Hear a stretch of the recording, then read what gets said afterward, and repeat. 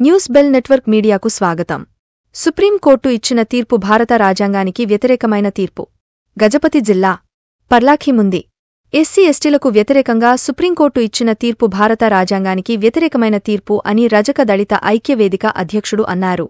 SC ఎస్టీలకు కుల వర్గీకరణను వ్యతిరేకంగా పర్లాఖీముందిలో బుధవారం భారత్ బంద్ చేపట్టారు.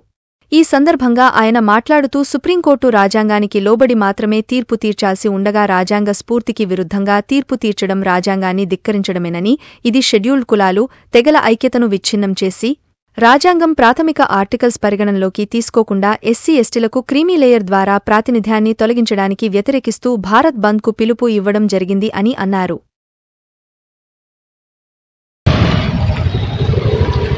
నేను గజపతి జిల్లా రజక వికాస్ మహాప్రసిద్ధులుగా ప్రెసిడెంట్కు మాట్లాడుతున్నాను.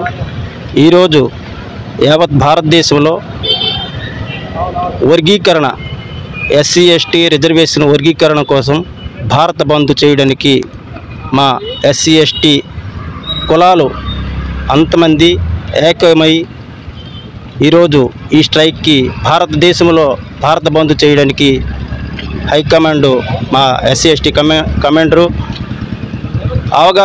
ఆహ్వానం మేరకు మేము ఈ బంద్ని ప్రకటిస్తున్నాం. ఈ బంద్ అనగా ఇంతటితో ఆగదు.